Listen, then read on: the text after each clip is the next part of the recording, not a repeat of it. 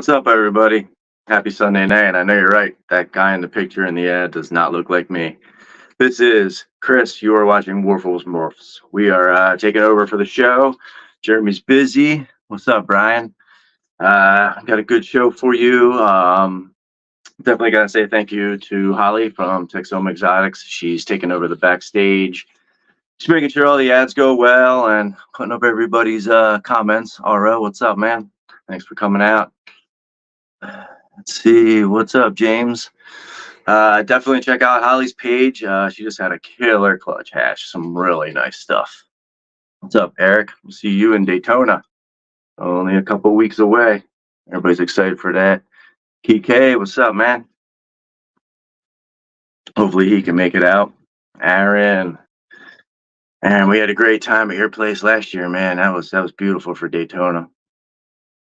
But yeah, so tonight we're gonna touch on a few things. We're bringing out two guys. I don't know if this has been done before yet on Warfel's lives or whatnot, but we're bringing out two people, two interesting guys that are just starting to collab and do some pretty good things together. So I'll bring them on out, and then we'll talk about some business. What's up, gentlemen?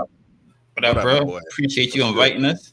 Yeah, man. Thanks for coming out, especially short notice. We kind of just threw this together. Jeremy's like, yo, we shot some ideas back and forth, and he's like, yo, I'm going to take you up on that idea. Do you want to host next week? And I'm like, all right. And like right away, it was like you two came to mind because just of everything, the collab coming up and just how important that is, and that a lot of people don't grasp that. And I definitely want to talk about that and break down a few aspects of that. But how's your weekend been? I know you guys were hard Friday and Saturday night. Yeah, weekend warriors. Always busy, man. Always busy. Right. It never ends, bro. You know how What it up, goes. Phil?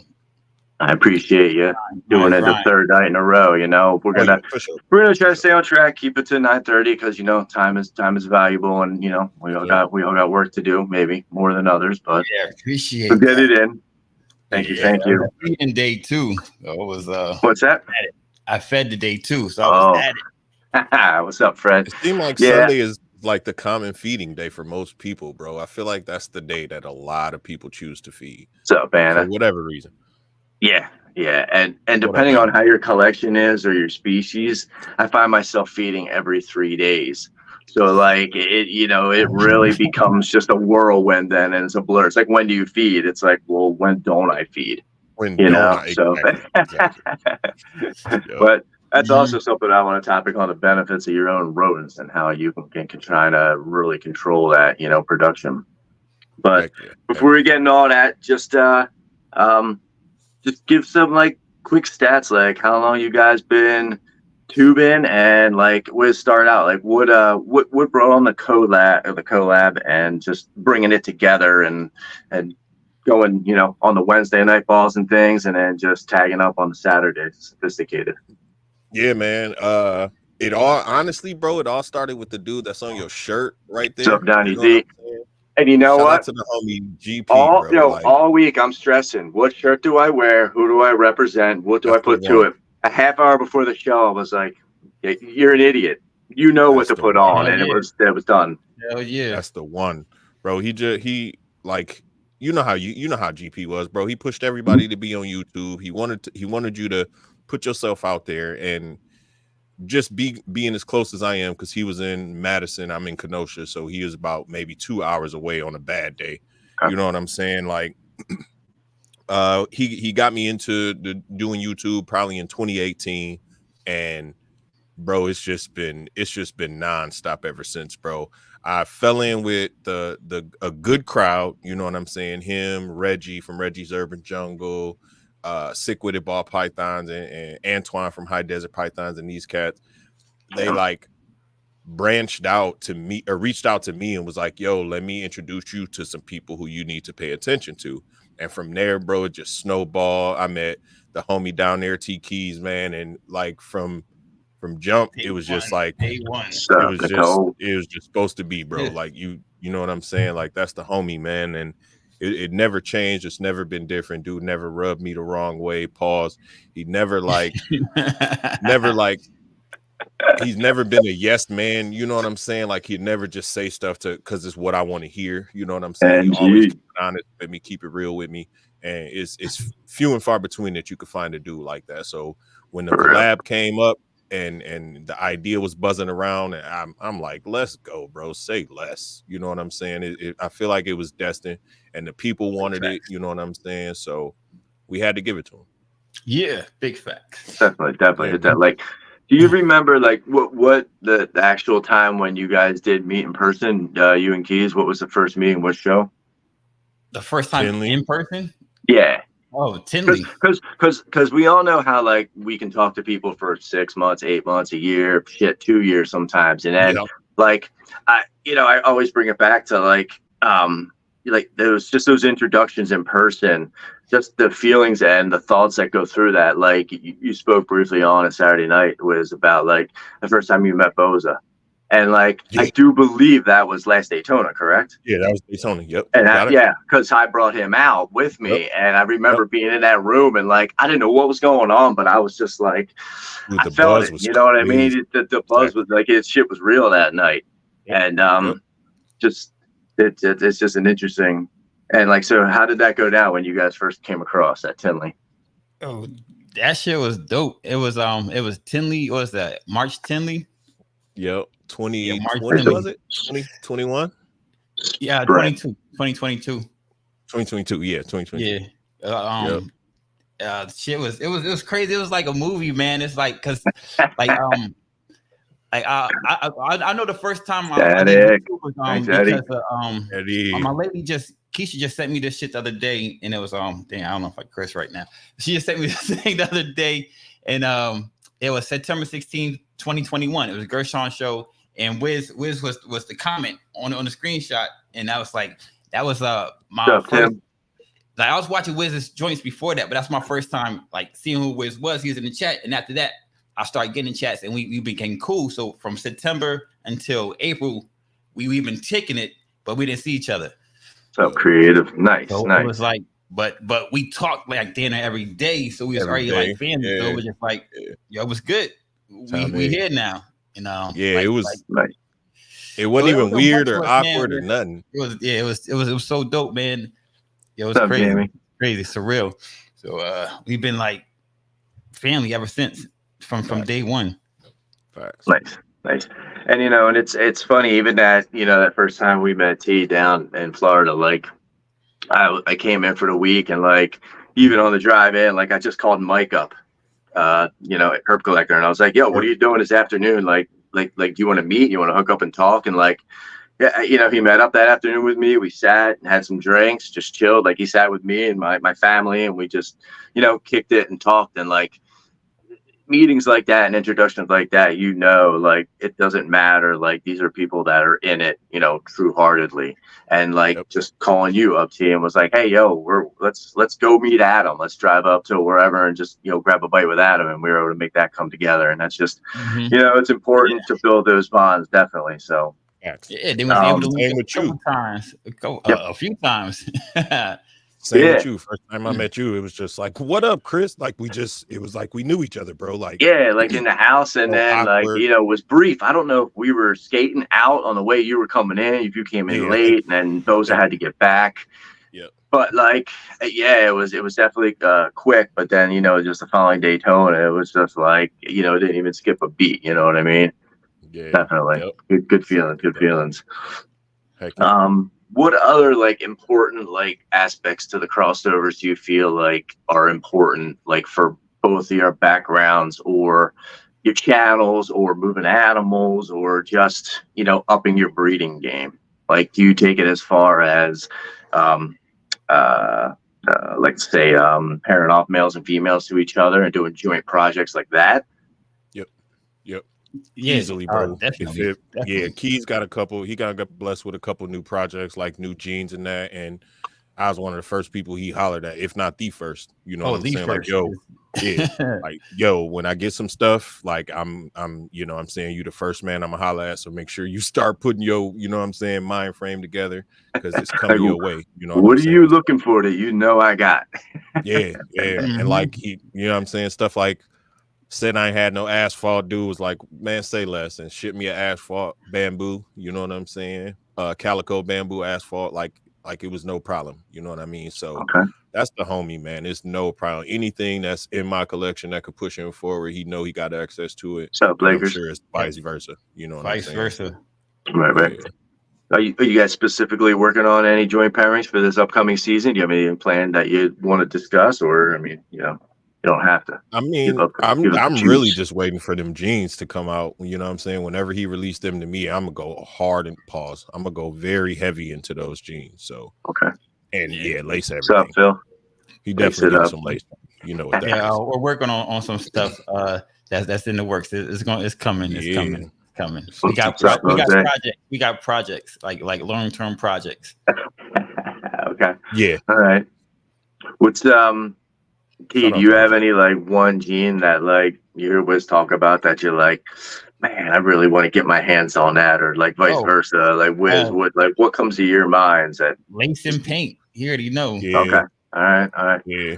What's up, Nate? And I got both of those. So for me, like honestly, after hearing the homie Ash from Morph Minded, man, I gotta get into some tri-stripe. And then whenever that malice hit the streets, I got to get into that too.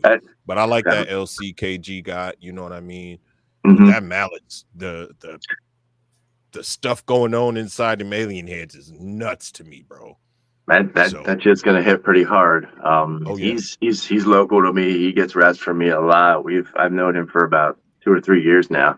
Okay, that's dope. Just from the local, so he's been like really turning me on to the gene lately. So we'll see what's happening, We'll definitely gotta put it out there. For the introduction too. Yep. Oh yeah, that was dope. Because you introduced Keys, and he jumped on Hair Down Friday, and then from Hair Down Friday, he jumped on Sophisticated Ignorance, bro. He did that shit right quick. Like he, how crazy that's.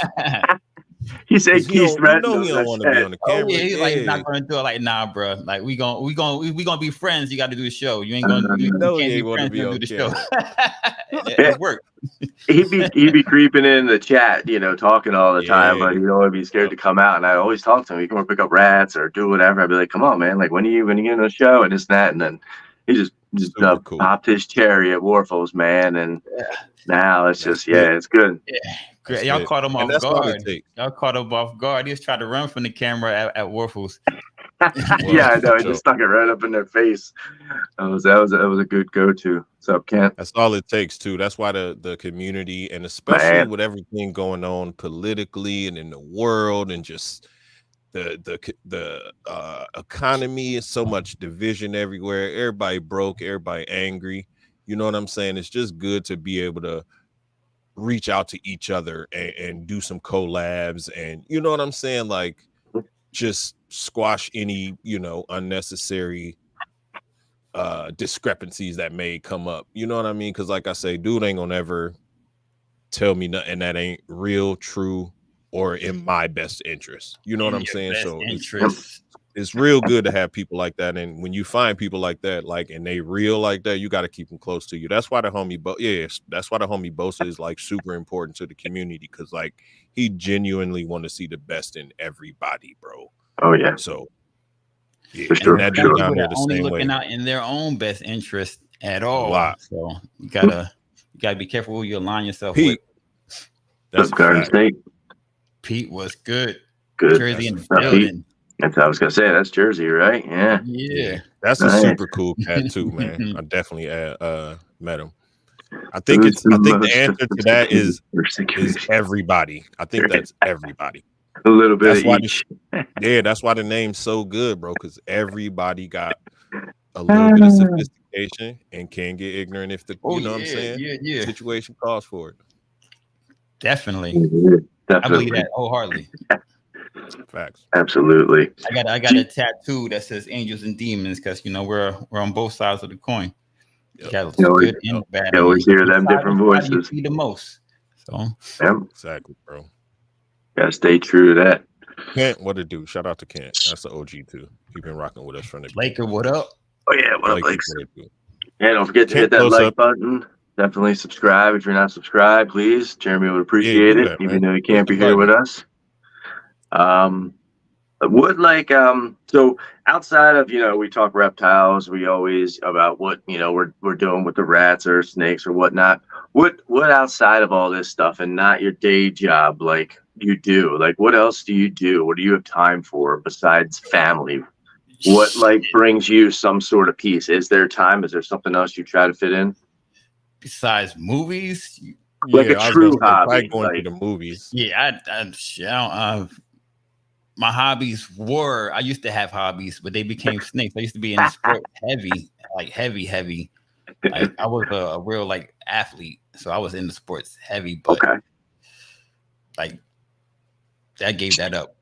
doing the sports or collecting the memorabilia just playing and just like putting myself out there. Like I was immersed. My life was that like anything related. Nice. I know a lot of cats like that. Once you get into that sports lifestyle, that's you pretty deep in there and stuck in there, bro. You gotta be focused. All the time, and you always like. But I did jump around to different stuff. I was involved. I like a lot of different stuff. Barely. But I was able to like with snakes. My mind is like this is it. Right, but like when we look at the snakes, though, I mean, I have to correct me if I'm wrong, but I have to agree. We all look at this as, even though it's a hobby of ours, it is a degree of a business. Yeah. So I classify mine as a strictly business. I don't even look at it as a hobby no more, which sometimes kind of sucks. But as long as you keep that enjoyment and that want to work with the animals, I think it's still a good passion. So like, there's nothing else that you do. Like, I'll play video games, bro. You know what I'm saying? I'll get down with some God of War or some Assassin's Creed or something like that. You know what I mean? Like, I like to be outside. Like anything I can do outside, whether it's fishing, go hunting with my white friends. You know what I'm saying? Like, all right, good. I was hoping you were going to talk about that. We had to bring that up. I go hunting. So when are we going hunting then? We usually go way up north, Wisconsin. Like I'm talking about where there's bears and you know what I mean. You might see a wolf here or there. Black bears running around, you know what I mean? Like it's been stories about not coyotes, but cougars and stuff up there. So like, yeah. But it's fun. I mean, as long as I'm outside, like I'm happy, man. I know what that clutch is. That's that Monarch clutch, bro. I'm good. Yeah, I don't need. We don't know. Monarch. We don't know. It's all butterflies. But Joe, see me on PS5, Mr. Yaves. That's MRLAVES. There it is. I'm on there, but not Madden. I don't play Madden because I'm not trying to get my ass kicked, and I'm not. It's not like I'm a sore loser at anything. I can take that L. Just don't try to rub it in. Pause. Madden crazy. Nobody didn't like lotion. It ain't nothing like a 12-year-old destroying you in Madden. Bro. Oh my god! Like, where's your dad? I put him on the phone. Bro, for real. He's got the right idea for that. I'll tell you that. Damn, bro. For real. But we do a lot of hunting and fishing too. That kind of fills up the hobbies, Do you guys F with plants at all? Like, do you do anything? Honestly, I'm about to, bro. I just started buying shelving. So, Mike, we were just talking about you. What up, Big Mike? Mike, what up? So I'm gonna buy a bunch of the grow lights and all that stuff, and they probably gonna think I'm doing something illegal because it's Wisconsin, but whatever. You know what I'm saying? Like I'm gonna what a good feeling it is. It's not happening. Yeah, I'm gonna have a nice little plant area, and I mean it's good for circulation, it's good for air, it's good for air purification. You know what I'm saying? So it's a win-win situation. And plus it's something else that you can kind of like put your focus into. You know what I mean? To get your mind away from all the BS that's going out in the world. So Keisha plans too. That's not my thing. I don't have a green thumb. Yeah, nah. Yeah, I never attempted to, so I can't say I don't, but I never tried it. Right. Definitely satisfaction of going out and like picking your own vegetables and taking care of stuff like that and eating stuff from the ground that you catch the fish and all that stuff. Definitely a good feeling for that. But gardening can be fun. It can be soothing. It can be relaxing, but not everybody's into it. I just got into like actually just starting to build a little garden strictly for my tortoise right now. You know what I mean? Like I'm gonna just have some little plants that she could Ross. Yeah. They thrive on neglect. That's funny. That's right. Just look at them once a week. Easy, though. Yeah, they very easy. It can be. And you can kill them just as fast though by overwatering them, though. You know. Like, I don't know why, but that's her favorite. She loves cacti. Succulent. Oh, cactus. Yeah, cactus are nice. Cacti are nice. Cacti. Are nice. I dig those. It's just hard to like replant them and move them around and stuff like that because you get stuck. It's time consuming. Yeah. You get stuck. Yeah, I'm thinking about taking a few like cutoffs and propagandans to a show and see if they'll sell. You know what the heck? Yeah. Why not? Do simple little plants that you can put in gecko aquariums and stuff like that, little pothos and stuff like that. You know. Exactly. That's what actually got me started liking plants. Is like I've got a couple geckos, and then I started trying to do the bioactive tanks, and from there I was like, oh, this is kind of cool watching them grow and trimming leaves, and you know what I mean, the upkeep, and yeah. If you have the time for it, definitely. Yeah, for sure. Oh, there it is. Sponsored videos coming up, guys. Take 1 minute. Make sure you check out Nathan at Infinite Possible Pythons. He is your guy to go to if you want to get into the Bang project. On top of it, he's working a bunch of awesome ball python projects. Kahua geckos, Leachianus geckos, crested geckos, some scaleless corn snakes, and he is your one-stop shop for all your branding needs. So check him out. Check out Chris Shelly over at S Reptilia if you need a high-end ball python, blood python, locality boa, or colubrid. He's also Pennsylvania's distributor of Coco to Go and the Chipper, and he can also hook you up with some rats. So make sure you guys check out Chris over at S Reptilia. Hey, shout out to Chris, man. It's kind of weird watching your own video, huh? Shout out to you, though, and shout out to Nathan. Yeah, there he is right there. Shout out Thank to you. That's the sponsors. Funny. Yeah, man. So let's switch gears here. Let's talk a little bit about collections. T, go first. Where are you at currently? Like, what's your comfortable collection size as far as adults to what you want to see successfully breed in like your 25 season? Oh man, thoughts about just rough numbers. I know I haven't thought about my 25 season at all, but you can kind of like just think of where you're at from where you did this year. Like where do you want to be?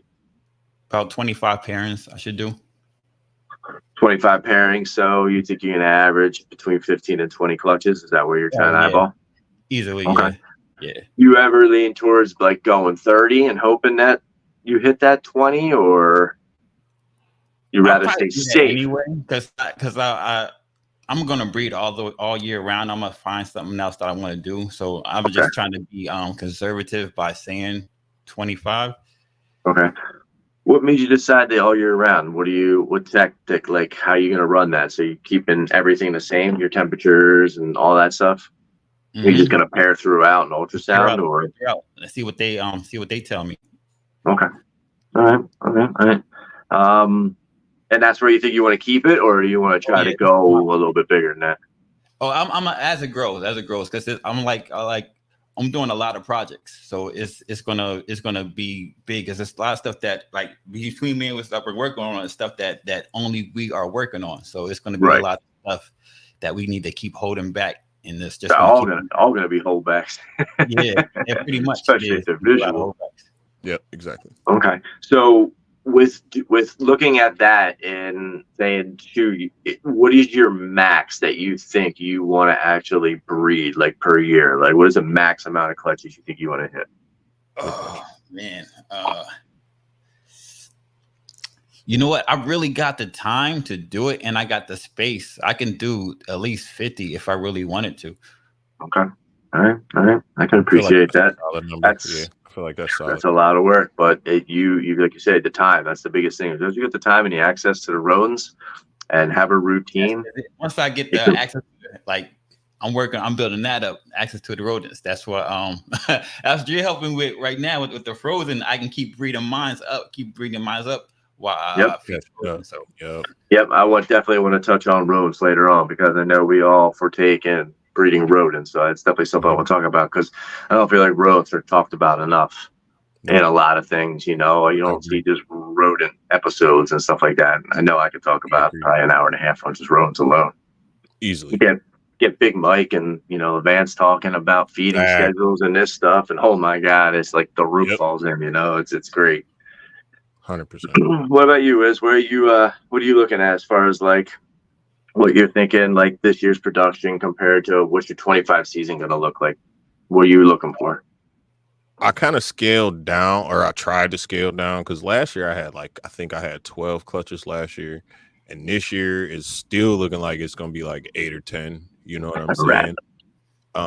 But honestly, everything I'm making is kind of for me and for the Patreon members, pretty much. Like a lot of it is just making a lot more lace stuff and trying to hit some white lace stuff, and then making lace stuff and hats for myself to hold back. You know what I'm saying? So I'm not really doing anything crazy. Of course, I'm making a couple pie clutches and a couple banana clutches, because I do shows. But like nothing unless I hit exactly what I want, and I'm, the odds gods bless me this year, it's not going to be too much crazy stuff available for the general public. I'm kind of just looking out for the fam. I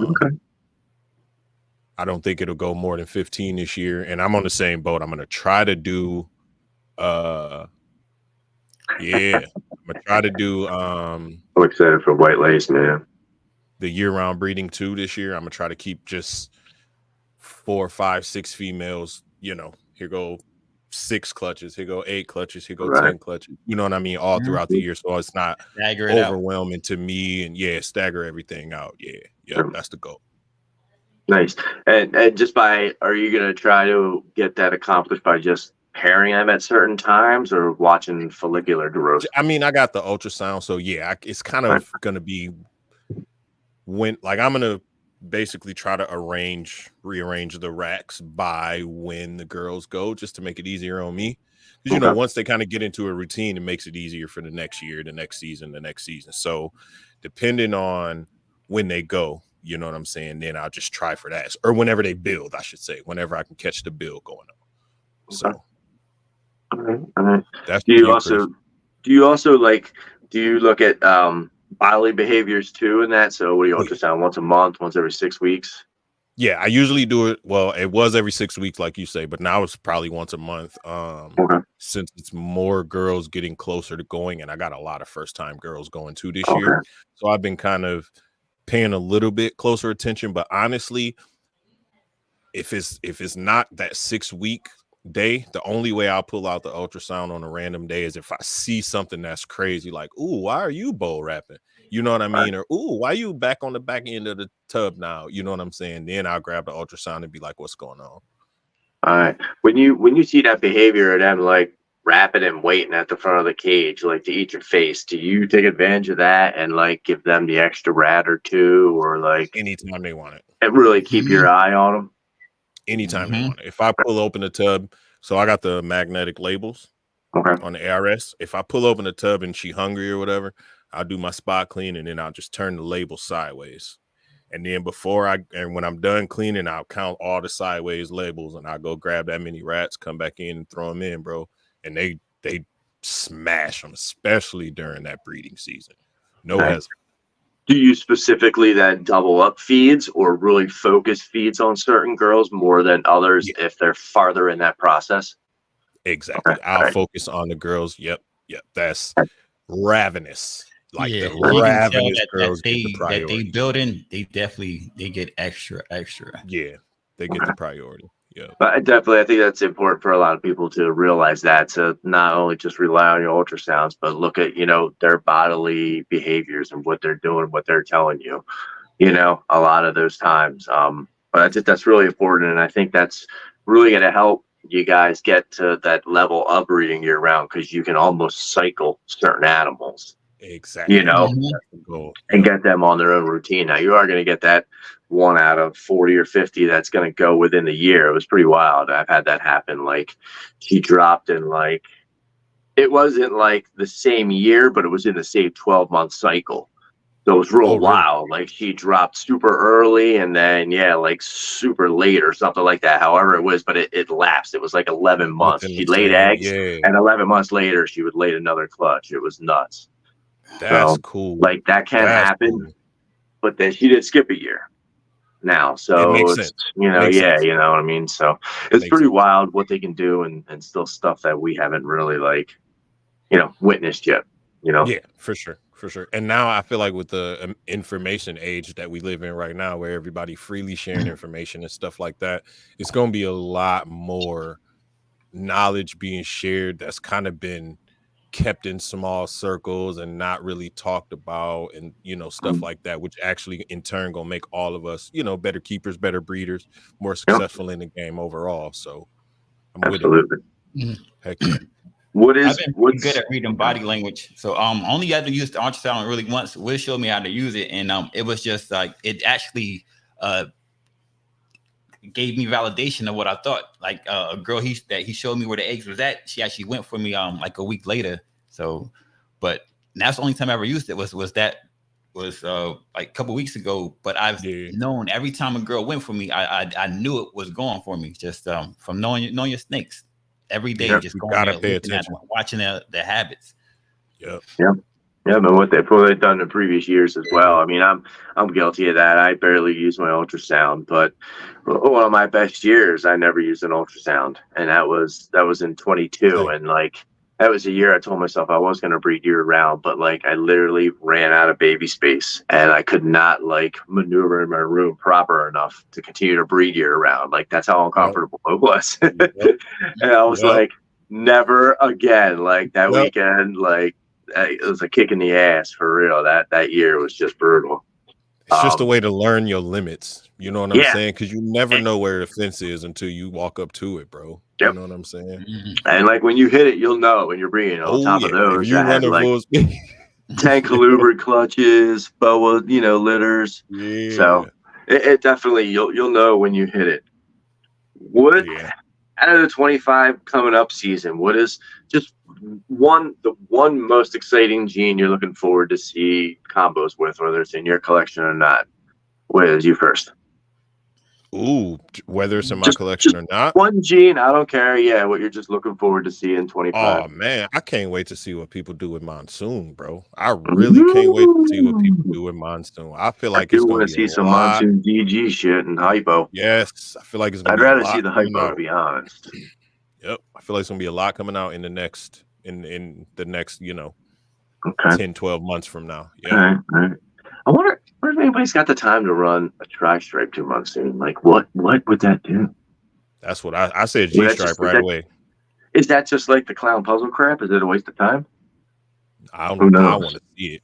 I want to see there it. There he is. There's the rooster. Something got to be able to mess with that. You saying outside of our collections? Or it could be in your collection, something you're super I don't got Monsoon, or outside your collection. But I want to see what, like in my collection, we're working with this stuff DMX. I want to see what that does. So it's a dark gene. So right now nobody else is working with it too. So okay. Yeah. All right. I was coming over, or I was driving home from the birthday party this afternoon, and I was like, if I remember correctly, he said something about a gene DMX, and right away I was like, X gonna give it to you. Like I started going through like that soundtrack in my head, and I was like, I think that's what it was. I was like, definitely hope it comes up. I would definitely want to see what that's about. I got it from Ninja Ball. So right now he produced it, so only I'm working it, and me and Wiz. So whatever comes out. So everything we do is going to be world first, of course. But what it does. Was this an import, a captive bred import, or a farm? Yeah, it was import. Okay, and has he tested it or proven it to be co-dominant and complete dominant, or co-dom? Co-dom. Okay. All right. Very nice. Well, we'll definitely be looking forward to seeing that. Yeah, it's crazy. I'm excited for that one too. That's another one I'm excited for working with. We got a few different joints that we're working on that I can't wait to see in different combos. Can you give up any directions you're taking it? Can you talk on any of it, or are you guys waiting? This season I'm trying hypo. I'm going with hypo. I'm just making hets hypo and pied. And I went hypo, I went pied and clown. And so what offsprings I'm gonna have, I'm send to Wiz, and he can go whatever direction he wants to go in. That what I don't have. So we're gonna paint. Yeah, right there. Lace paint. Yeah, and we're doing that with a bunch of different genes. So yeah, it's gonna be nice, man. Right. Yeah. So you're basically going to recesses with it. Is there any one codon that you think is really going to complement it? Oh, I'm yellow belly, everything. So everything is going to, like everything I do goes into yellow belly, gravel, asphalt. Now I got Spectre and Spark too. So everything goes into one of those. Every recess. I think that's really going to be a great enhancer to the non-dark stuff in the DMX, like the alien heads and stuff like that. It's going to make them pop more, which is going to increase the contrast. Blackhead, I got black. I do a lot of allelic combinations, so I am really heavy with allelic combinations. So I got allelics into all types of recessives. So no matter what, I'm supers, allelics, recessives. We just working. I got a lot of plans going on. Yeah. Oh yeah, big things coming. Big things coming. And yes, lace everything. You already know. I just wish I had got a lace female earlier on. I got some I'm raising up, but it's still going to be a year yet. I got two. I got one. I got two going this year. Both of them first timers for me. And then I got another one growing up. And then I got two males. Both of the males are white lace. So I mean, what's up, John? There's no question about what what comes out of it, no matter what. The females are white lace. Both the males. Oh, okay. All right. Yeah. That's what my male is. But it sucks. Mine's a Firefly, and I actually did do a trade with Derek Big D, and I got his Fire Lace female, but I can't run my Superfly white lace to it. So I'm like, we're kind of stuck not making supers yet. It's true. It's so crazy how good pastel looks with that face, man. Oh, it does. He looks like a DG all day long. Firefly white lace. It's nuts. So nice, bro. Yeah, especially with the super. Yeah. That's the one I'm probably most excited about. Lace and paint, man. I just got into paint just last year in 24, and man, I got 4 females and 2 males.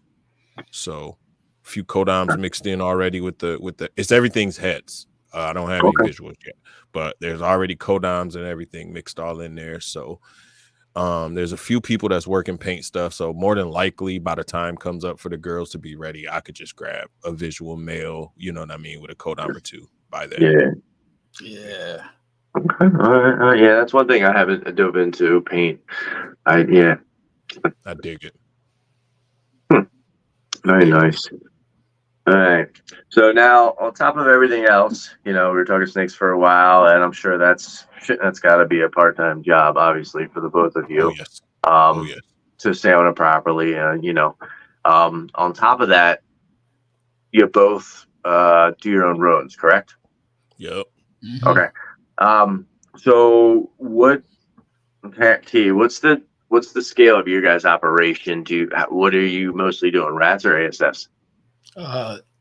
There's a Phil mice. Or I'm sorry, Maltese. Maltese or Norwegians? Maltese. Okay. That's it. Just straight Maltese. No Norwegians. Nothing. Just frozen. Yeah, just that. Okay. If I need something live, I just go. I can holler at Derek if I need something live. I holler at Derek if I need it. But for the most part, frozen in the AS in the Maltese work. All right, so sweet. So Derek's still breeding Norwegians? Yeah. Good, that's nice. How far is he from you? Half hour. Nice. He's coming to Daytona, right? Oh yeah. Is he staying at the Airbnb, or is he checking up somewhere else? I think he got family in Orlando. Oh, nice. Okay. All right. Good, nice. So basically you're feeding your whole collection, Maltese, and what has been your protocol? What seems to work for your hatchlings as far as after they take their first shed, what works for you for feeding regimens?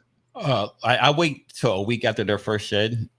Okay, so the shed, you put them up in, give them a week. Give them a week, and then they're hungry. Like I never had a problem after that. And I was trying to feed pups, so most of the time they're big enough to eat pups. So I started with pups. Nice. Okay. All right. Time out. We got to take another sponsor ad, but we'll be right back. I want to finish up on that discussion. Head on over to Triforce Morphs if you're looking for that missing piece in your ball python breeding project. While you're there, add a little bit of laser citron to the mix, folks. John and Christine can also hook you up with the crested gecko, so don't forget that. Turn up the heat with Triforce Morphs. If you want to use the best reptile record keeping and tracking software on the market today, scan the QR code or click our partnership link in the description down below for a free 30-day trial of Husbandry Pro. I promise you will not regret it. Are you ready to take it to the next level? Then check out DTMG Pythons. Danny is best known for his awesome clown ball python projects. This year's focus is Confusion, Hurricane, and Disco Inferno clowns. He also specializes in high-end crested gecko morphs such as Exantic, Lily White, and Exantic Lily Whites, along with the Deadpool line of gargoyle geckos. Check out his morph market and Instagram, DTMG Pythons. Just buy it. Lucas Landon Royals produces some truly high-caliber snakes. Kai has been breeding ball pythons for 6 seasons and counting. He's working toward multi-recessive combos such as DG Clown, Hypo Clown Pied, Sunset Candy Pied, and DG Exantic Pied. He's working with several other species of snakes, but next year he's going to start breeding Boa Imperators, and he also has a small group of super dwarf retics. So be on the lookout for some super dwarf cow retics. Become a royal at Lucas Landon Royals. Sponsors. The deal sponsors, please go out and support them. Yeah, Kai has a sick collection. I went over and visited his house. Kai, bro, is yeah. I'm scaling down his cages. I'm looking around, and the tag says Boland's Python. And I look at it, and I look at him, and I go, Kai, you shitting me? And no shit, he had a Boland's Python, and that thing was awesome, man. I got pictures with it, and it was nuts. Dude, mad casual. What up, Charlie? What up, Charlie? Yeah, shout out to Kai, man. That was one of the early dudes that I got.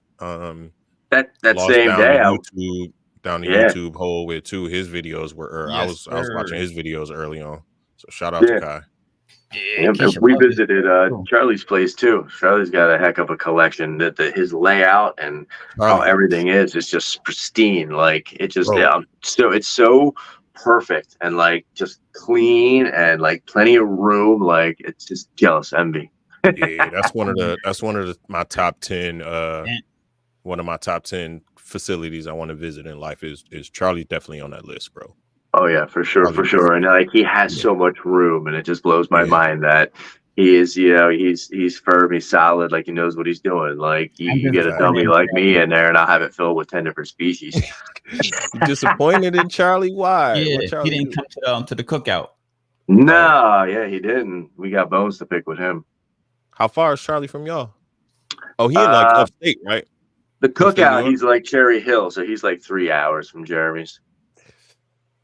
That's a trek, bro. All right, T. So let's get back into this. So your hatchling. I flew from Atlanta to Jersey and drove 2.5 hours from Jersey. Yeah, that's right. You're right. You're right. Yeah, that was awesome, man. Appreciate you coming out. That was definitely a lot of fun. That was a good time. Glad you make it. You got Ash all wrapped up now. Yeah. Now he's a vet. Uh-huh. Now he just stand the link. He jumps on. He don't even complain no more. Even at nope. He was still complaining. Just jump on. He's like, bro, motherfucker, just jump on. Get on here, man. Quit playing. Yeah. Now he just like. And then he come on with his midnight voice and just drops it. You already know. Fucking rouse. You already know. The dude just talks it. It's fucking great. That's when all the ladies tune in. Yep. I know it's funny. Like the first time I met in person, I'm like, "Yeah, man, you're skinny. I thought you was gonna be big." That's what he said. Skinny gang in the building. Yeah, right.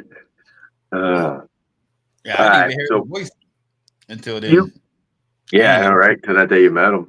Yeah, I know what he last. He's like, morph mine. I'm like, oh, Chris like morph mine. I was like, what's up? Gave him that. There we Chris go. Like morph mine. I'm like, oh shit, morph mine. Now I know you. Yeah. Oh. Absolutely. Good dude. Facts. So you go right to ASF fuzzies or rat fuzzies with your hatchlings? Rat fuzzies. Rat fuzzies. Yeah. So you go right to rats. What do you see? Do you ever like statistically kind of try to figure out like how many eat out of which ones don't, or what's your protocol if they won't take the rat? I haven't had any problems since I started going with the week off, the extra week. Okay. Yeah, I haven't had any problems. All right, okay. Because I just remember I did last year. I was just messing around. And I literally threw 24 rat fuzzies in, and like 3 or 4 of them, or maybe I don't know, 5 of them, 8, not many. And I don't know if it was intimidation, what it was. And then the next couple days later, I came in with 24 ASF hoppers, and it was like, bang, one didn't eat.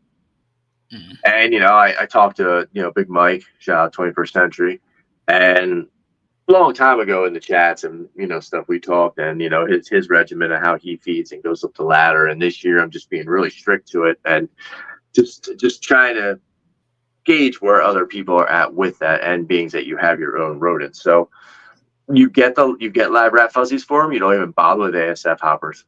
Yeah, I don't even bother with that. That would be if they was too small to eat actual pup. Okay. All right. Wiz, what about you? What's your technique? What do you works best for you?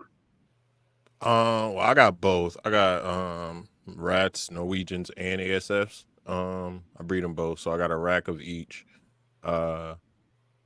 I never had any real problem feeders. I heard a tip from somebody. I don't remember who it was. I wish I remember so I can give them their props. But take a little bit of the bedding from one of the rat tubs, put it in an incubator in like a deli cup or whatever, and just let that smell throughout the incubator. And then, like you say, you use the word intimidation, and I don't feel like they as intimidated by this new smell and this movement and all this kind of stuff that's going on. They used to it. I just kind of skip the rats and go right to like, I don't know, I guess you would call it like a weaned ASF, even bigger than a weaned ASF. Like he'd been on his own, kind of chilling. You know what I'm saying? Like eyes open. Oh yeah. Stuff like that. You started first meal that big. Yeah, I just watch it. I just watch it. Like the first couple, because ASFs can get kind of, oh yeah, kind of vicious sometimes too. So a wean could definitely fuck a snake up. Exactly. So I'm in there, I'll put the ASF in there, close the tub, and you'll hear, because I got paper, so you'll hear the rattling, you know what I mean? Yeah. And then I'll sneak the tub open. If the ASF don't fly out on my shoulder or something, then I know he wrapped it up. So, and then, you can do anything to a snake once he wrapped up. So then I'll check and make sure, he not getting bit or whatever. Put him back in the tub, let him do his thing. And I've never had an issue, you know what I'm saying, with that. And then once they get to 500-600 grams, then I'll switch over to the appropriate size rat, Norwegian rat, if it's not a holdback. If it's a holdback, it'll never eat a rat probably in its life. It'll only get ASFs. But if it's going to someone, or I expect it to go to someone, I'll switch it over to rats, just so it's easier for whoever gets it, in case they can't get, ASFs or whatever. But big females, like breeding females, they'll get like a medium rat, Norwegian. And if they still, up there, then I'll follow up with like a retired fucking ASF, like a nice big ASF. Yeah. Follow up with that, and usually after that ASF, they at the back of the tub, like, all right, bro, I'm good. So right. It's like the dessert on top of the fucking fried pizza and whatnot. Exactly.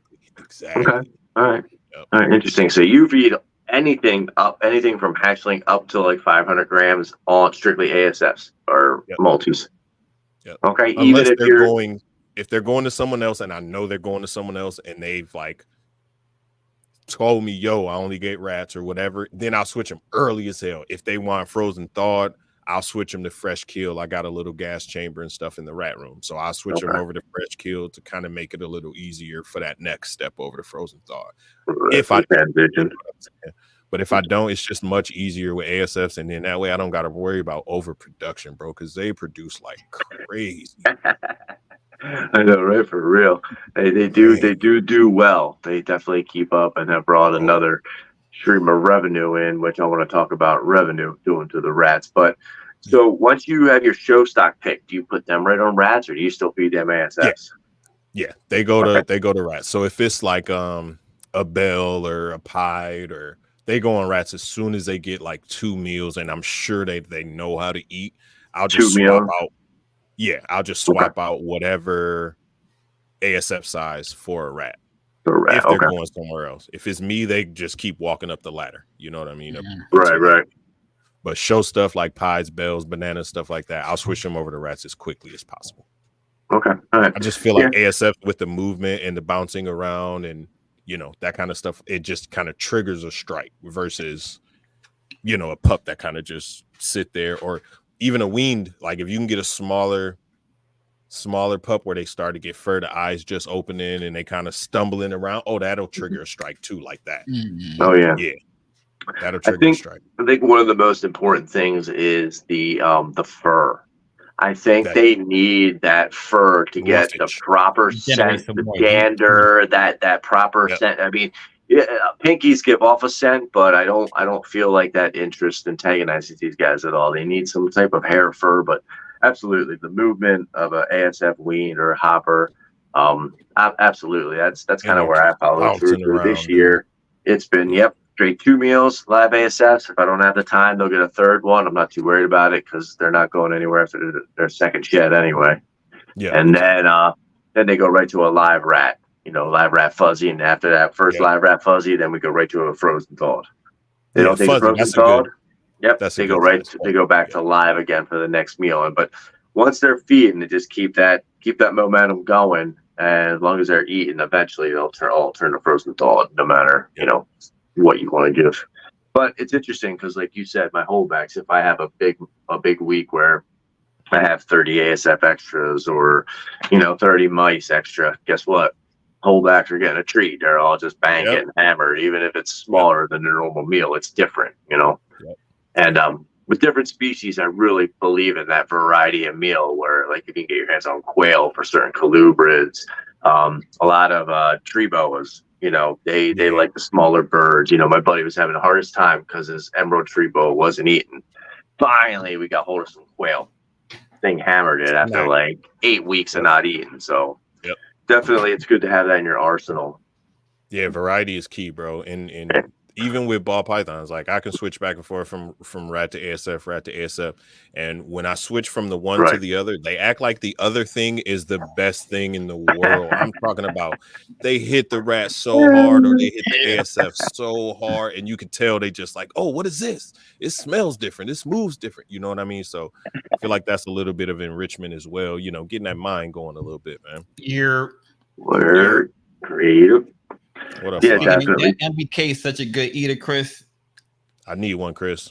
Oh, is she good? Oh yeah, she is. She's solid. Yeah, I love that snake, man.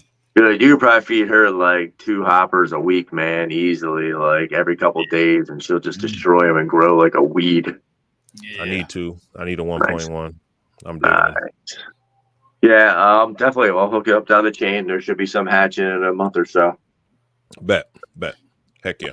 I'll get you in the back door, Pause. Good pause. All 3 of us. I like it. Now, do either of you guys look at your rat production and look at it as an income to either facilitate like buying more ball pythons or like just to pay for itself? What do you base off of that Wiz? You start. I got a couple people that come through and grab ASFs and rats when they need them. It's nothing like super consistent or like anything that's like a set amount every week or anything like that.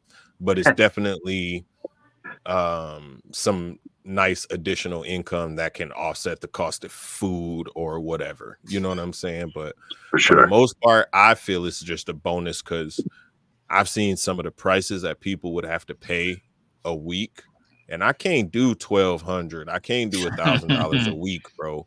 On what I mean, on rats just to feed my. That's crazy. So I'd rather just spend, you know, the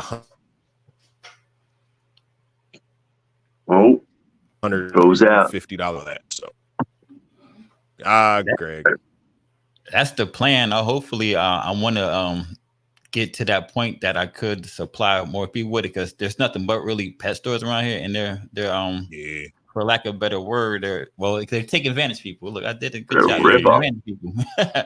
the prices are ridiculous. Yeah, definitely ridiculous. I just I just picked up a pet store that wanted some rodents, so it's a nice little account. But nice. You know, it's funny. What you, at the end of the day, like when you think about customer interactions, what are more fun, snake customers or rat customers? Because I mean, for real, I used to do some stuff back in the day, and it is what it is. But sometimes rat customers remind me of crack addicts, and they hit and miss. They're never consistent. So it's like, that's a fact, bro. That is a fact. They never. But know I love what they them. want I love them until because they they all get said there. everything, but you never know where they're gonna come get you. Yeah, that's a fact. That's a fact. That's cool. It's definitely more fun. I mean, yeah, it's definitely right. It's definitely rats. But I've met some of my best relationships through people who were coming to get rodents, and they turned out to be aces. Facts. So it's never. It's why you can never judge a book by its cover. By its cover, 100%. Because we all a little weird, man. Look at us. We all. I know, right? We all play with snakes. Like we keep a bunch of snakes in a bunch of drawers, bro. I tell people that, and they look at me like I'm crazy, and I'm like, well. You got clothes in your dresser. I got ball pythons in mine. What's the difference? You know what I'm saying? Yeah, can't be crazy in this society. These pet stores have a lot more overhead. They do have a lot of overhead, but that's true. Some stores, some it be pet stores that breed their own rodents too. So it's not like they're buying them from somebody else and then they're selling them there. They just taking advantage. But I get, I don't know, that's we're not talking about chains. I'm talking about pet stores in general. But stores that at some chain stores, hell yeah, you go to like they the worst. PetSmart or somewhere like that. They the worst. They using the rats to pay for electricity. They using the rats to pay for a little bit of the fish food. They using the rats to pay. You know what I'm saying? Yeah, man. So it's that breakdown is bigger. All that stuff. Facts. So we touched a little bit on other species there. We're talking about that Mexican Black King. T, in your collection, for the future of it, right now, I mean, you're basically ball pythons and you're curious about other things, and you just got your first colubrid. What are your feelings on like the future? Like within the next 3 years outside of ball pythons, what do you think you could see yourself either working with or just getting as a pet? I'm definitely me and Wiz already talking about this Dumeros, man. We both got Dumeros, and we're going to end up breeding those too. So Dumeros gang for sure.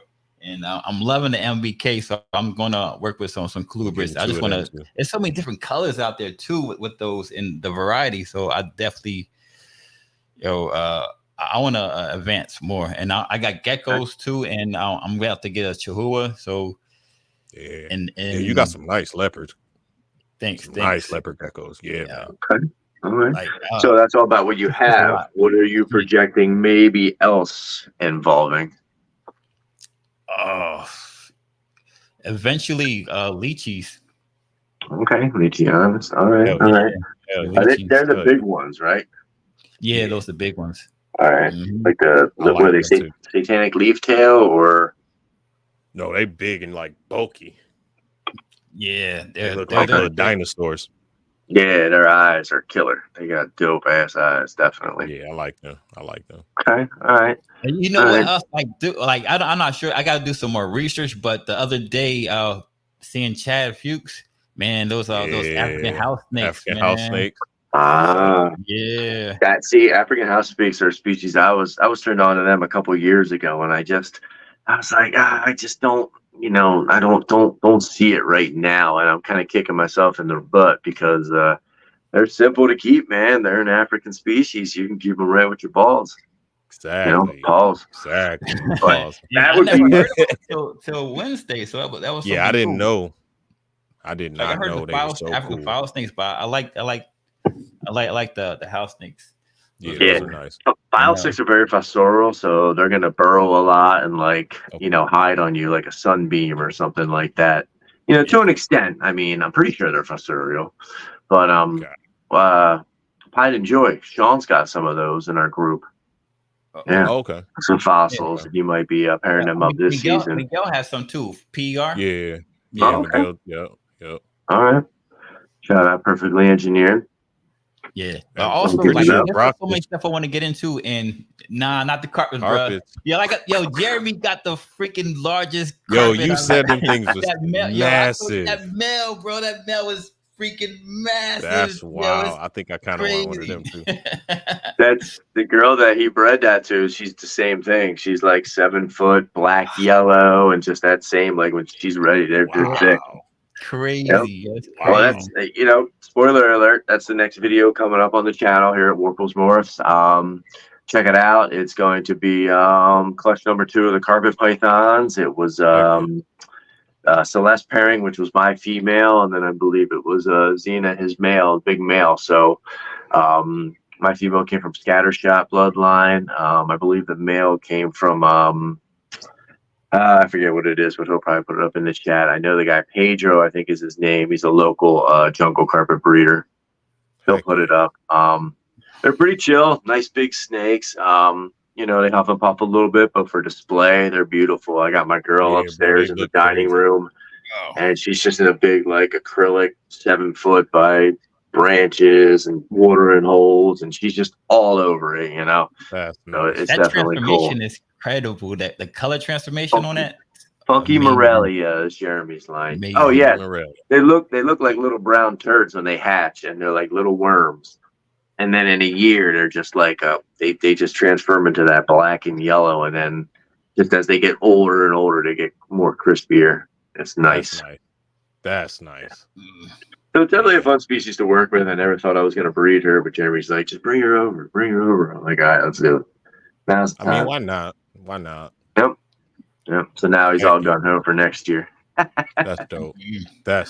Congratulations. Right, what about you? What are the species you see coming into the Wiz family over the next say 3 years that you either want to keep as a pet or actually start to breed and raise up and learn more about another species? Within the next 3 years, I'm definitely gonna have my Eastern Indigo, bro. I have to get an Eastern. Eastern Indigo. So you're jumping right into an Eastern. You're not even gonna get fucked with the Texas. You're just going right. Okay. Go gung ho for the top of the turf. I that thing that Miguel got, I need one just that crazy, just like Miguel, bro. All right. The Dumerals I'm gonna breed. Obviously, I said that, but I got those already. You got to pair Wiz, or do you have? Yeah, I got a 1 point. Yeah, I got a 1.1. Yeah, 1.1. Nice. And T, you got what'd you get? Female. You got a male. Female. Nice. Or female. Smart. Very smart. Mm-hmm. Very smart. Yep.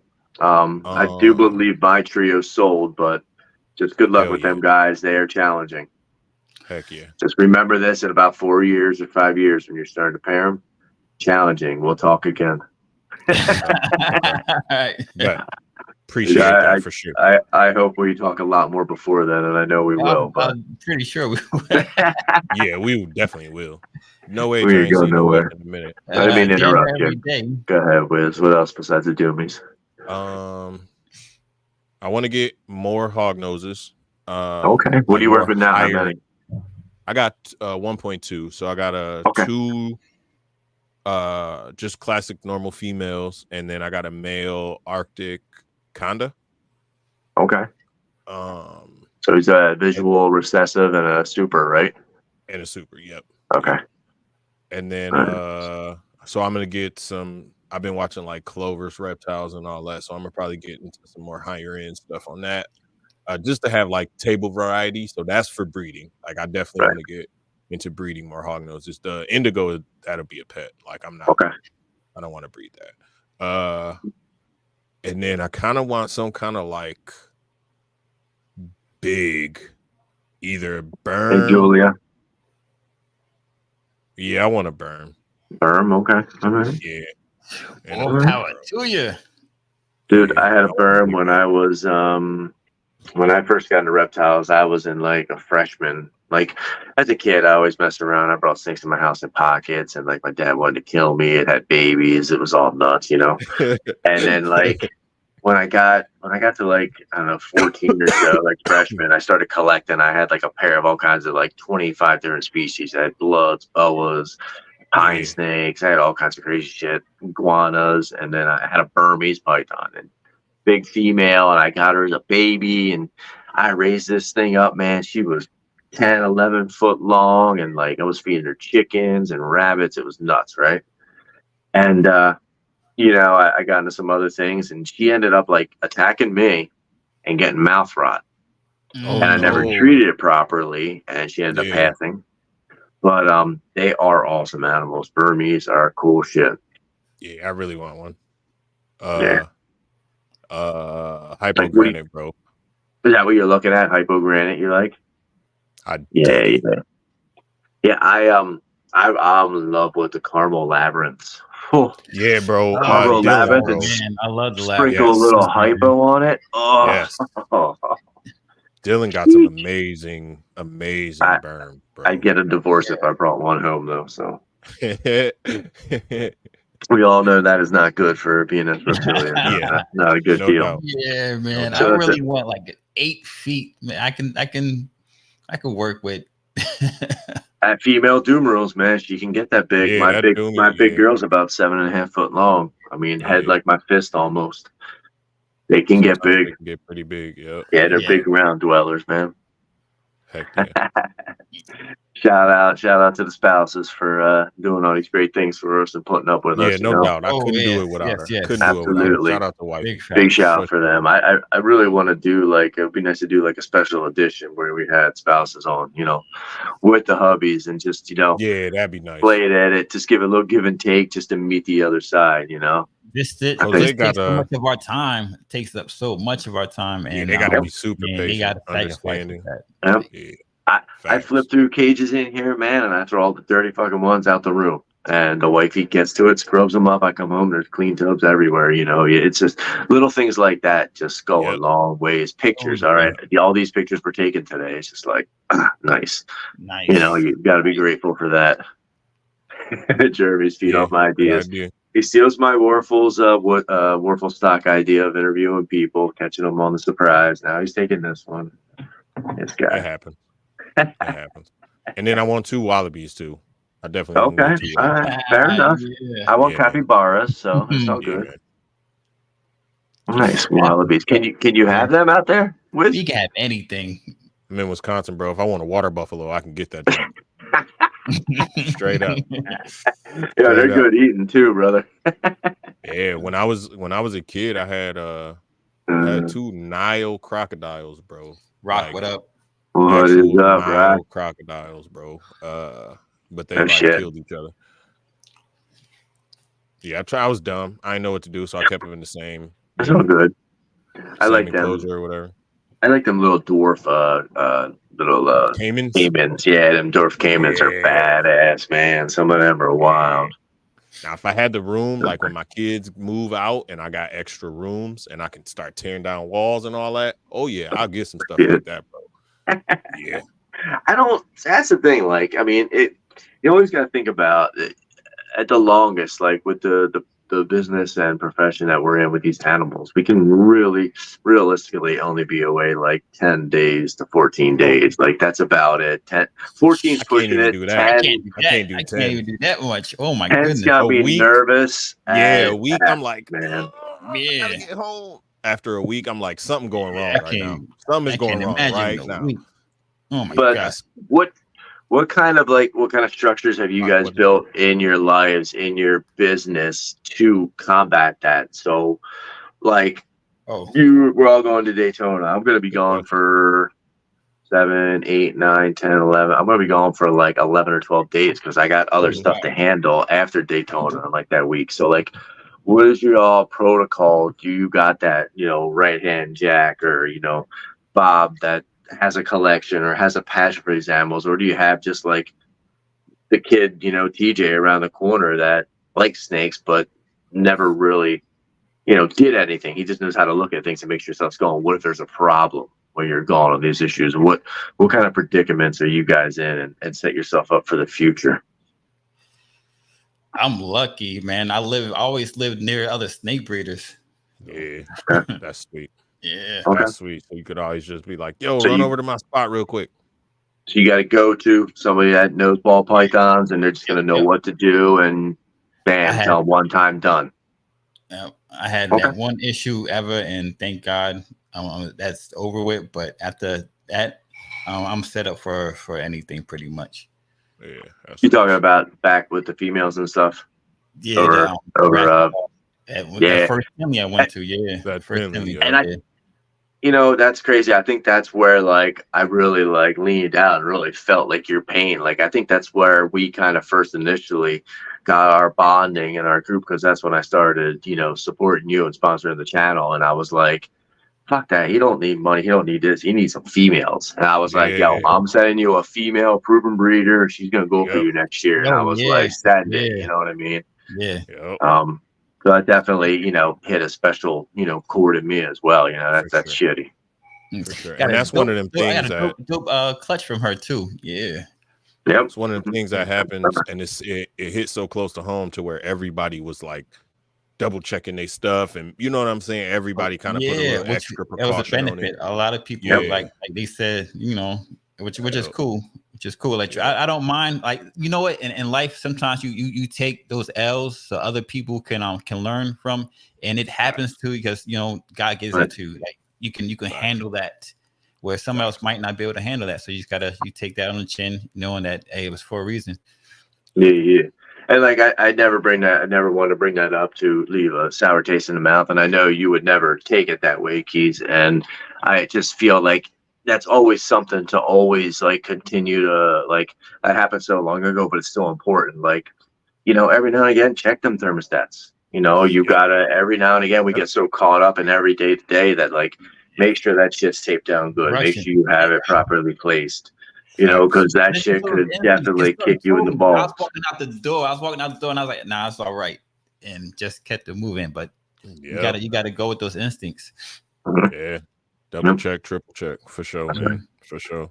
Wiz, how you set up? What do you got in the back pocket? What if bang, you're in Daytona and a freaking windstorm comes through and knocks your power out? What happens to Wisconstrictors? That already happened to me before. So now I got a generator. I got the generator just behind the computer off screen, and it's hooked up to just basically everything. You could just plug in because all the rack systems use such low wattage, bro. Even the incubator use such low wattage that you can kind of plug everything into a power strip and then plug that in. So if anything happens like that, then I got my brother-in-law, he's down the street. He's probably 10 minutes from here. So he can come. Yeah, he can get over here, no problem.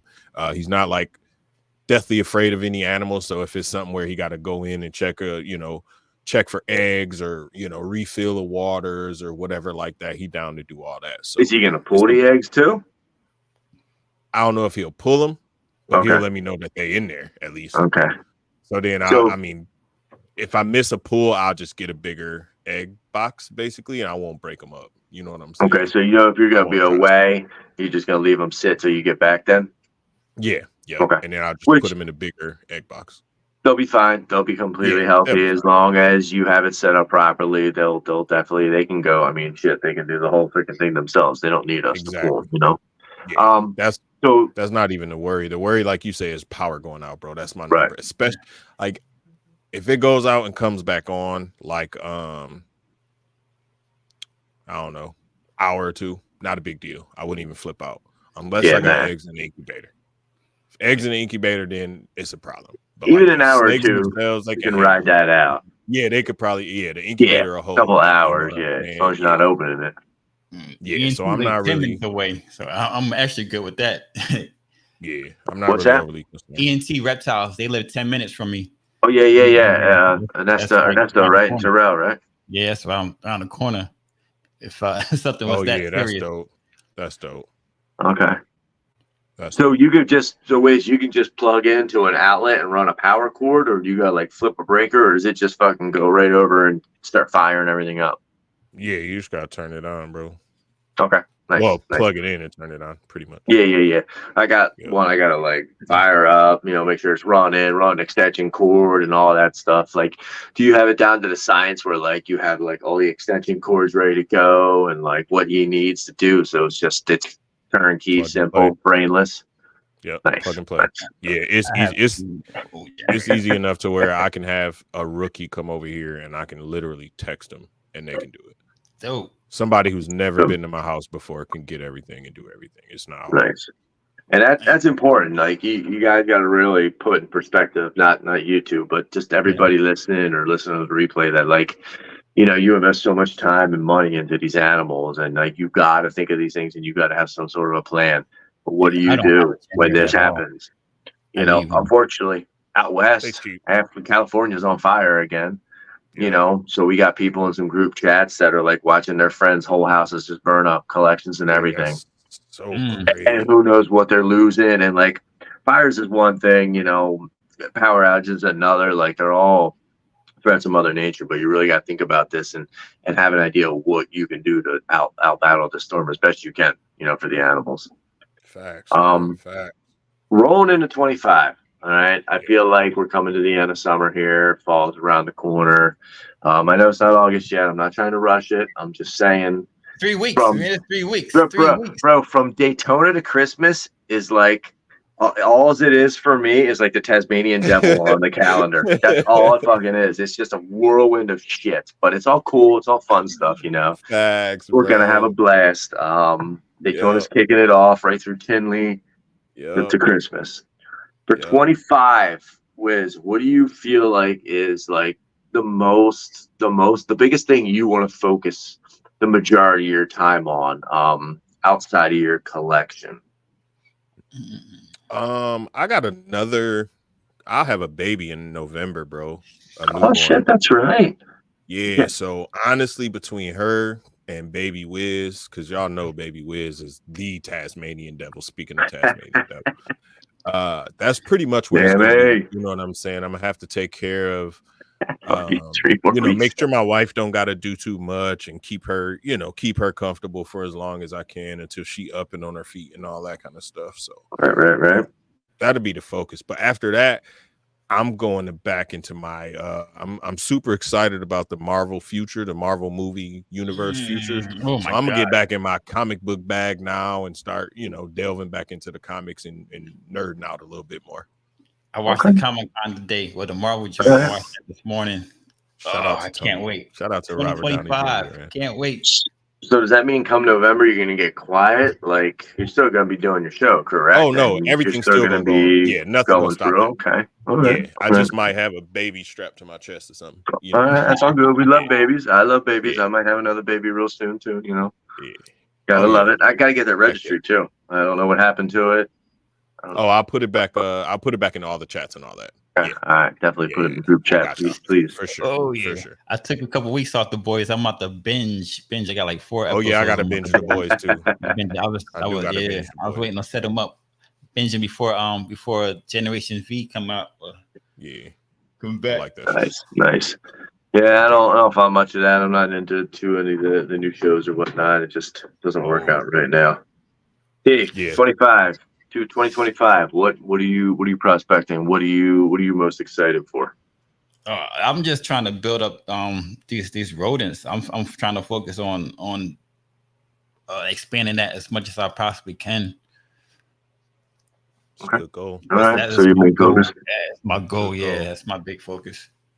Good goal. All right. I can appreciate that because I mean that's gonna help out in the long run. It is. I want to do it like because I'm trying to make as much income as I possibly can, build up as income as I can because I want to I don't want Keisha I want to make as much money I can so Keisha don't have to work. As her work could be helping me work with these animals. So that's my main thing right now. I'm trying to build up as much income so she don't have to work. Okay. All right. I can appreciate that. Just if I could give any word of advice, I mean, we're all grown men, just like that steady income. It's like stretch it out as long as you can and just keep saving it. And just, when you know it's right, you'll know it's right. Just don't jump too early and, set yourself up. I mean, I really wanted to be self-sufficient and provide coming into 23.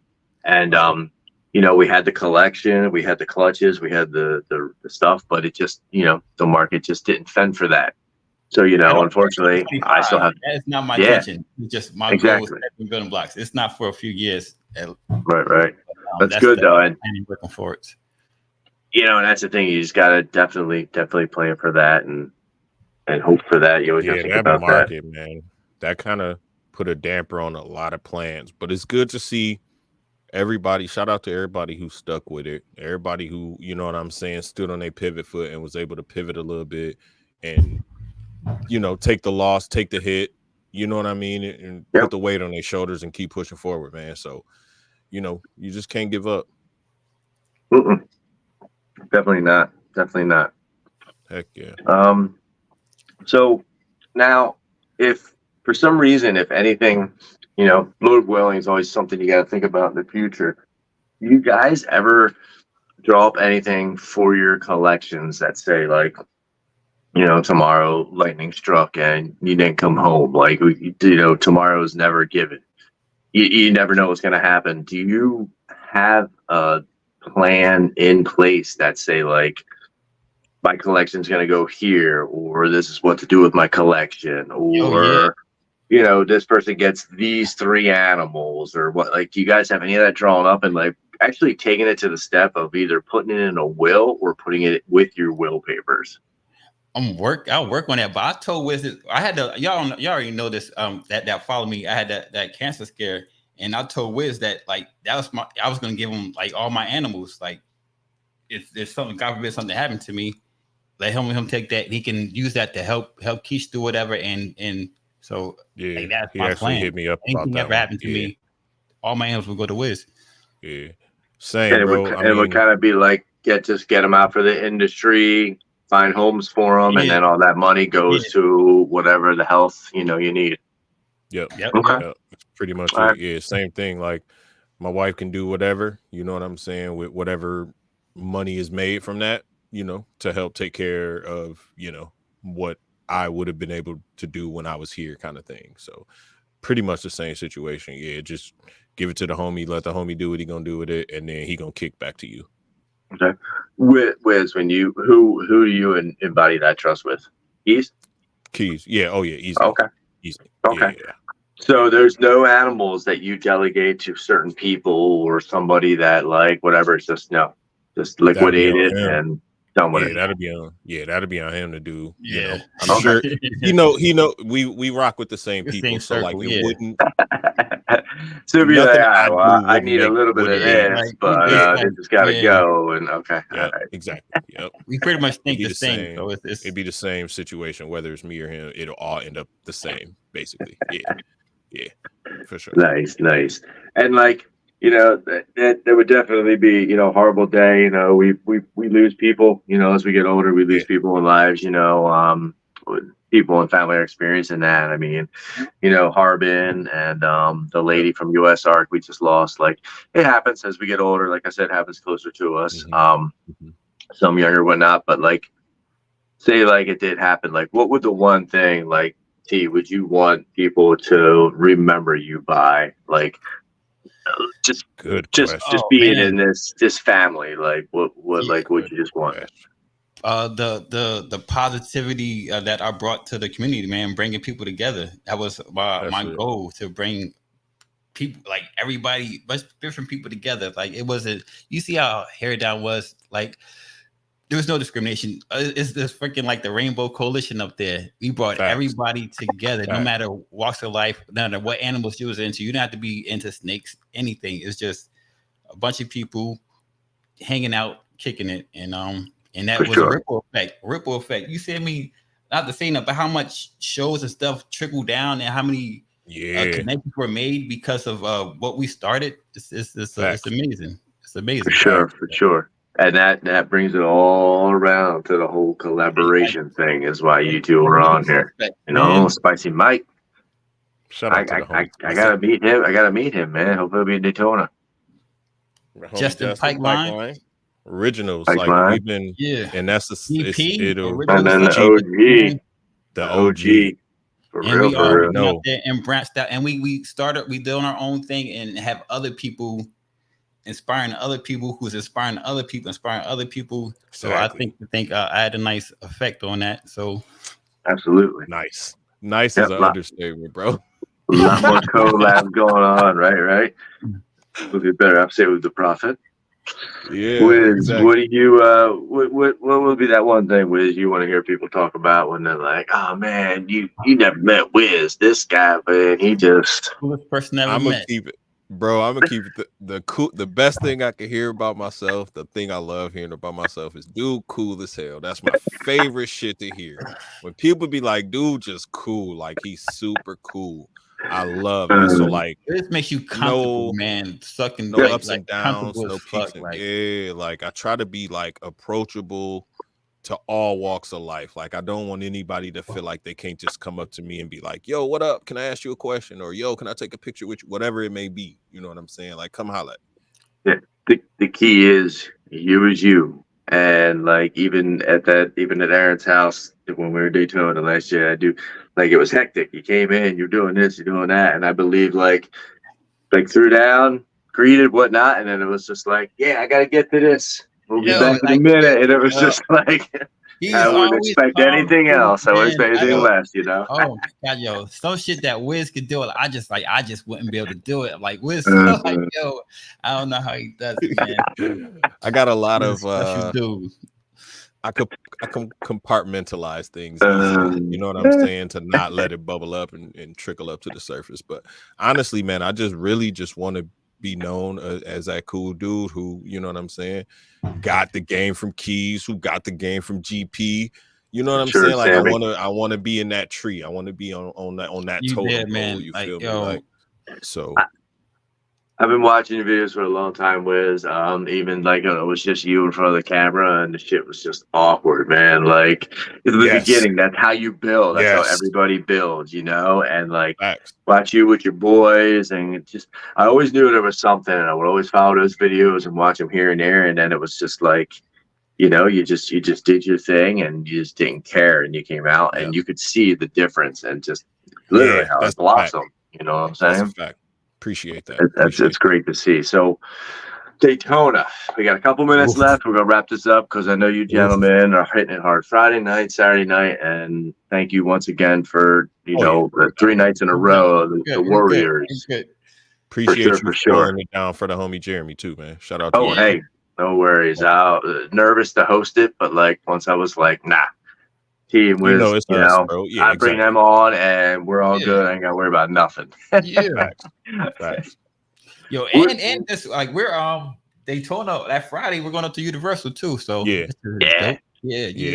sure. I'm looking forward to that. Lots of pictures, lots of fucking rides. Definitely. You bringing your family too? Yes, sir. Oh yeah, so the kids will be able to meet each other and hang out with you. Hell yeah, bro. Oh yeah, we're bringing them up. The wifey's like, "You're doing that again and not taking me," and I'm like, "Well, do you want to go?" I'm like, we're gonna go off and do our boys thing, our men thing. But I said, you're in Universal. Do what you gotta do. Do what you gotta do. Exactly. Thanks, Mission. Heck yeah, appreciate it. So what time you rolling in? What time you rolling in, Wiz? Thursday. We'll be there Thursday, probably either early evening. Okay. Or Thursday afternoon, maybe. It all depends on my wife. She got the whole itinerary. My wife is a very Jamie. thought out person. So, and are you staying at the Hilton or are you staying at the Airbnb? We got a hotel somewhere. I don't remember where. Definitely a move. We got a hotel. Yeah. Okay. Fact. All right, good deal. Yeah, we should be rolling in Thursday afternoon, give or take, to the hotel, the Hilton. We're staying there till Sunday. And then Sunday night, we're rolling out to Orlando. So, yeah, we doing the same thing pretty much, bro. We doing the same exact thing. Yep. Because we going on a little vacation to like Disney and all that week. Oh, hell yeah. Where are you staying in Orlando? I gotta ask wife. I have no idea. Oh, you gotta ask your wife. She might Dude, be able to if you say Westgate Resorts, I'm gonna shit myself.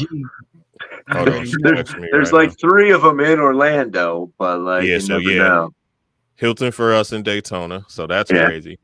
Oh, that's good stuff, dude. Saturday we could just roll up the elevator after the auction and partying out in the back there. Unless what's going on with the Airbnb? The Airbnb gonna be a movie every time, every Friday, day. Okay, all right. Friday night. We're going to hit up the karaoke and bowling. Yeah, we want to do some bowling. We want to do some karaoke. What night is that? Probably Saturday. Saturday. So y'all skipping the auction stuff? If we don't skip it, we dipping out early. Yeah. Okay. All right. Definitely. It's we got to the bowling alley late last year too. Yeah, and, let us know. That. You could definitely roll, bro. We trying to get as many people as we can and the kids and all that, because my wife gonna come and you know what I'm saying. We gonna do some karaoke and do some bowling and get drunk. Wifey and the kid coming bowling and stuff. Yeah, mine is for sure. Yeah. All right, we'll play it out. I kind of want to see the auction and want to be involved a little bit, kind of. Yeah. But I'm not sure like how late it's gonna be. What's gonna be? We have my mother-in-law's gonna coming down for Saturday, so it's just gonna be me and the wifey out Saturday night. So we're kind of open to do whatever. But I'm hoping Friday we can come out to Airbnb. If Hair Down's kicking it off. And you guys got a pool there? Fantasy World Resort is where we stand in Orlando. There's a pool? Okay, Fantasy World. All right. So I don't know if the kids, we come over a little early, the kids get a little swim in, Friday night, chill. Because what time Friday we're going to try to Universal early, right? Yeah, we're going to use early. Okay. All right, for sure. Because we'll be in Daytona already, so I mean, I'm sure we'll talk before then, but we'll have to schedule to get to Orlando. We come in Thursday. We just gonna drive up to Orlando and then drive back. Get done with. Yeah. Get Pat punk ass to get on some rides. Pat Weezy. Who? Try to get on some rides. Pat. He was crying. Pat's good. You know how much flack he gave me over that freaking mummy ride? I don't like rides either. He was all right last year though. He was good. He was just altered a little bit, but he'll be straight. I think he'll be good. Is he rolling in with Austin and Lauren? Are they all coming? I'm pretty sure Austin's coming. I didn't speak to Lauren. Yeah, Lauren's kind of falling out a little bit. He's going his own way now. Because he's working. Yeah, he's personal training now. He ain't working at Billy's no more. Yeah, he personal trainer. So he loved doing it. For real, he is. Pat was melting. Pat was very hot. He did. That's Chicago. It's cold up there. It's too hot for him. Heck yeah. Good deal. YB laced everything, man. Get it right, Phil. That's even better. And so just so y'all know, because some cats are YB everything means yellow. It's like the yellow belly complex, not yellow belly everything. We need new shirts. I was talking to Sammy this morning. Sammy was like, "Yo, you told me put yellow belly to yellow belly." Like, dude, I never said put yellow. Because I had all white snakes. I never said put yellow belly to yellow belly. You said on your video, you said like, dude, you took it literal. Nah, bro, nah. he showed me a video of an ivy like, I made you do the pairing. Nah, bro. YB complex. YBC everything. YBC everything. Yeah. For sure, Wiz. Maybe Friday morning we meet up at that little diner, that little shiny diner, and have breakfast before we hit Universal. And because we're both coming out of Daytona and hitting Orlando, we got to drive in. Yeah, we went to Metro Diner last Saturday before the show. Okay, for breakfast. Yeah.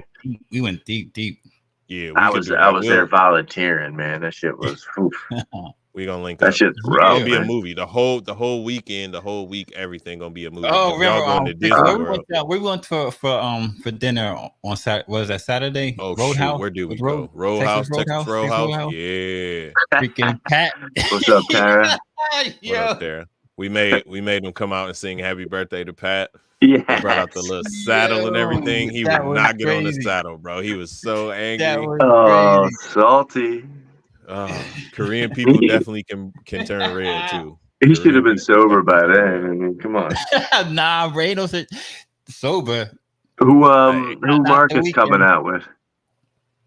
Say it again. Who Mark is coming out with? Pat. Morph Logic. if he come out last year he came out with Pat. I gotta hit him up. I'm gonna hit him up. I asked him if he was coming at Schaumburg. I'm pretty sure he said yeah. You talking He about should. Come back again. I don't think he missed it. If Pat's coming out, I think he'll miss it. He's a cool dude to talk to. I'm curious to see where he's going this year with his stuff. And Justin probably gonna show up too. Oh yeah. He's trying to make a way to make it happen. Yeah. Make it happen. So it's gonna be, bro. It's gonna be. It's gonna be nuts. It's gonna be. We need some big panoramic pictures. There's gonna be a lot of people in some of these deep shots. This gonna be his first Daytona. Big Matt, nice. Yeah. I never met him yet. Mickey coming down. Dude, I love that. I love that feeling in the room, man. It's gonna be hype. That's the best thing about it because we all know each other. You know what I'm saying? So that awkward like first few minutes, that shit just flies out the window, bro. We just come in and be like, "Yo, dude, what's up?" Like it's not even awkward. It's like, give me a hug, man. It's like, come over here, my boy. Yeah, exactly. 100%. Facts, bro. Videos or it didn't happen. Don't worry. There'll be plenty of videos, clips, reels. The last year Airbnb, it's like double that size. Yeah, it's gonna be double that.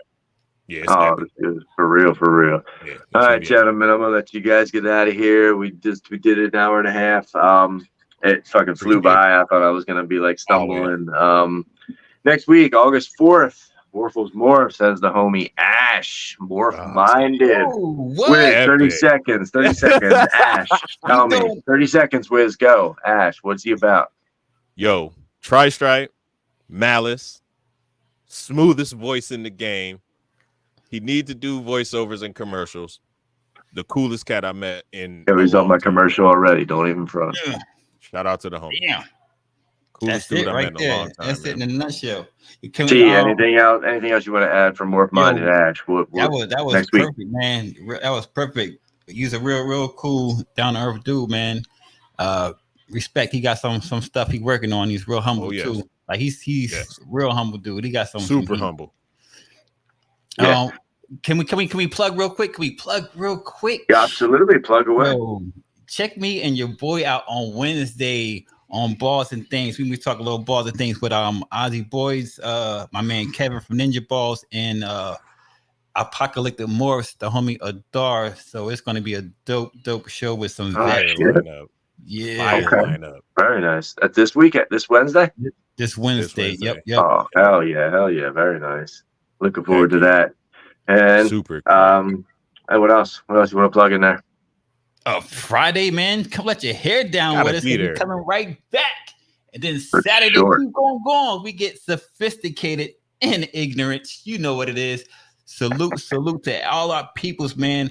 WisTang Clan, best Patreon in the game. Y'all know what it is. Fuck with your boys. For sure. Absolutely. Let us. Like and subscribe, please, if you like the video. And then also this week dropping Carpet Pythons. So this is the second pairing, which like once again was Xena and Celeste from my collection. Jeremy's gonna have them all mapped out. If you look for a carpet, check it out. Super, gentlemen. Thank you very much, gentlemen. I appreciate it. You, brother. Daytona, I am ready. It's going Let's bring it. Everybody have a great night and have a good week next week. Thank you.